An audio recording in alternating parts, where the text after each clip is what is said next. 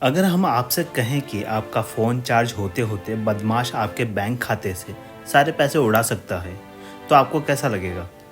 आपको शायद हमारी बात पर विश्वास नहीं हो रहा होगा, लेकिन ये बिल्कुल सच है।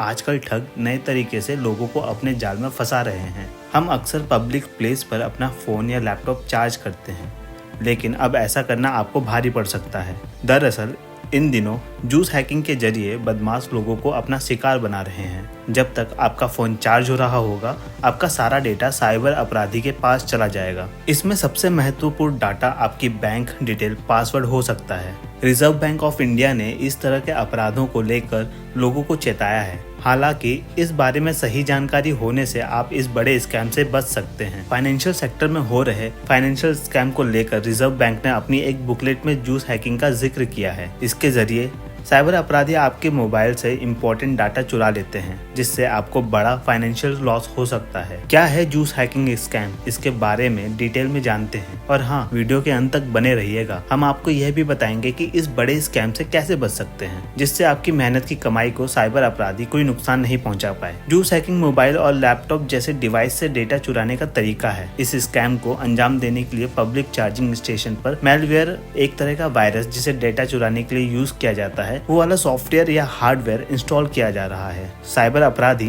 पब्लिक स्टेशनों, यूएसबी पोर्ट या चार्जिंग कियोस्क के जरिए लोगों को अपना शिकार बनाते हैं। आपको यह पता होना चाहिए कि चार्जिंग पोर्ट का यूज फाइल या डेटा ट्रांसफर के लिए भी किया जा सकता है। ठग पब्लिक चार्जिंग पोर्ट का इस्तेमाल वहां से जुड़े फोन में मेलवेयर ट्रांसफर करने के लिए करते हैं और इसके जरिए किसी व्यक्ति के मोबाइल फोन के संवेदनशील डाटा जैसे ईमेल, एमएमएस, पासवर्ड को कंट्रोल कर लेते हैं या उन्हें चुरा लेते हैं। जूस हैकिंग स्कैम से बड़ा फाइनेंशियल लॉस हो सकता है।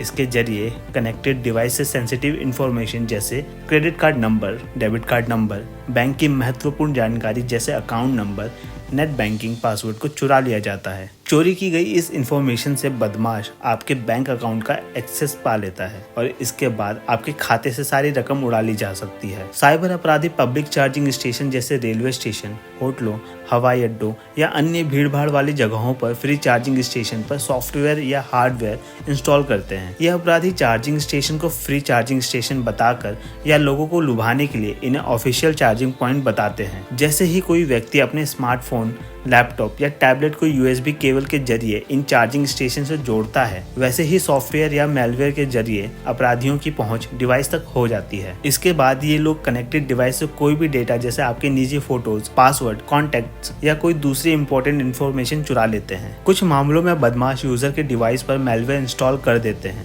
जिससे अपराधी चार्जिंग स्टेशन से डिस्कनेक्ट होने के बाद भी डिवाइस को हर जगह से एक्सेस कर सकते हैं। जूस हैकिंग से बचने के लिए आपको कुछ बातों का ध्यान रखना पड़ेगा, जैसे अननोन चार्जिंग पोर्ट और केबल का इस्तेमाल करने से बचें। जब भी पॉसिबल हो अपने डिवाइस को चार्ज करने के लिए खुद का चार्जर और पावर बैंक लेके चलें। आप एक्स्ट्रा प्रोटेक्शन के लिए डिवाइस की सिक्योरिटी सेटिंग जैसे फोन का पास कोड, फिंगरप्रिंट या फेस अनलॉक को अपने फोन का लॉक बनाएं। इसके अलावा पब्लिक वाईफाई का इस्तेमाल भी सावधान पूर्वक करें, क्योंकि इससे भी आपके फोन का इंपॉर्टेंट डाटा लीक हो सकता है। कोशिश करें कि पब्लिक वाईफाई का इस्तेमाल किसी इंपॉर्टेंट काम जैसे आपको बैंक की डिटेल या ऑनलाइन पेमेंट करने की जरूरत हो के लिए ना करें। इसके अलावा पब्लिक वाईफाई का यूज मेल भेजने या मेल ओपन के लिए भी ना करें। इसके साथ ही आप अपने फोन के ऑपरेटिंग सिस्टम को अप टू डेट रखें और आपके डिवाइस में पैड एंटीवायरस भी इंस्टॉल कर लें। हम पैड एंटीवायरस की बात कर रहे हैं। बहुत से लोग ऐप स्टोर्स पर मिलने वाले फ्री एंटीवायरस का इस्तेमाल करते होंगे, लेकिन हम आपको बता दें कि